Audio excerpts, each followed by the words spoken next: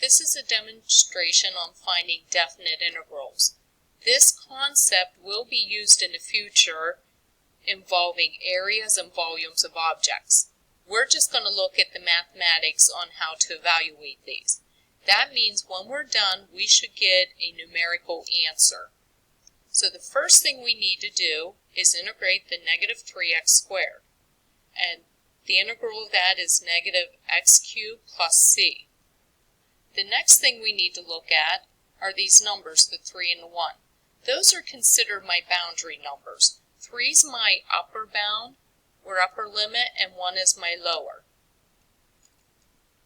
Now what we do with those bounds, we just substitute them back in and evaluate each one. So I'm going to substitute the 3 in place of my x,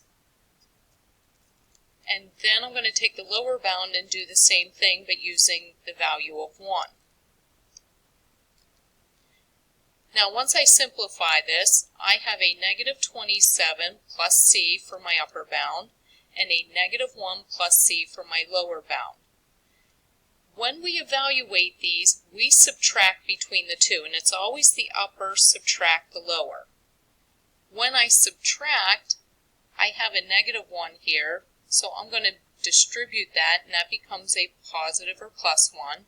And when I distribute to the c, that becomes a minus c.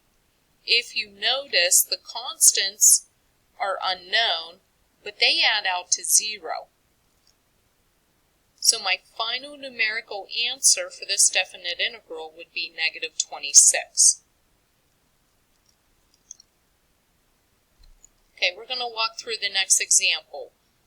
I already found the integral of my function, which I have written here in the red.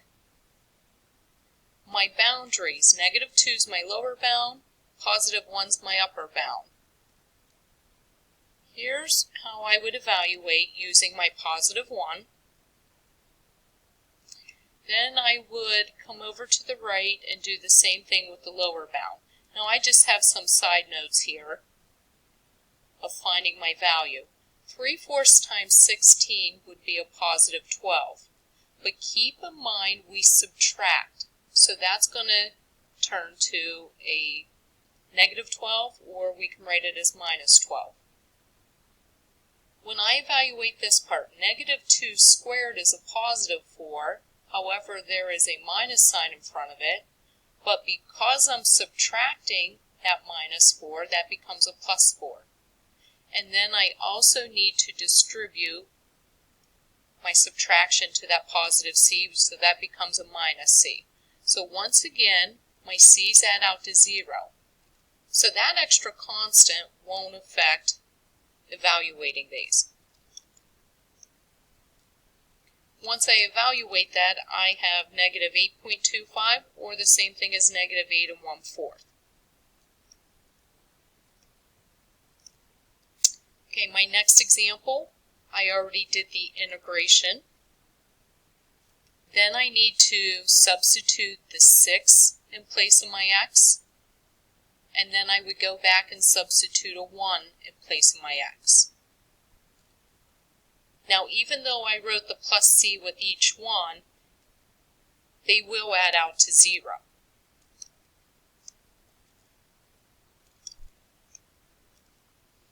I went ahead and did the evaluating for the upper and lower bounds, so our final answer for this definite integral would be 3,250.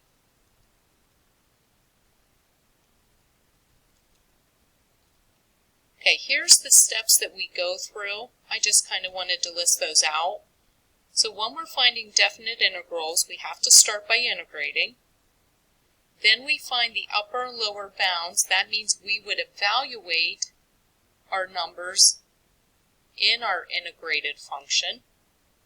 Then we would subtract, and we always subtract the lower from the upper bound. Once we do that, we can just evaluate or simplify to come up with our numerical answer.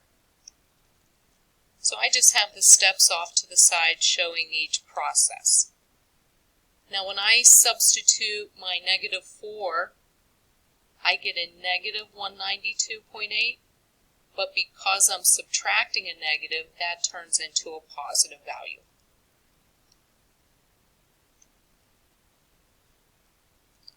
So go ahead and try these 5 out. You can press pause. When you're ready to see your answers, just go ahead and hit play again.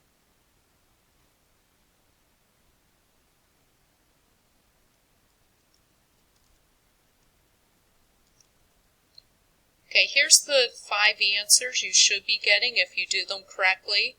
Number 3, 4, and 5 are just approximations. Those are rounded answers.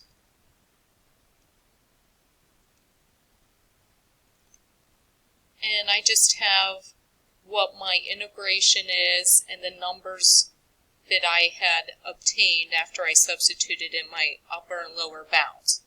Something I do want to mention in number 3. If I'm using my calculator and I substitute in without writing each boundary separately, I obtain this answer rounded to the nearest hundredths. If I were to write each one of these separately and then find it, this one turns out to be approximately 51.93. So you may see a little bit of differences based on rounding errors. Both of these are acceptable, and that's why I'm using this symbol approximately equal to.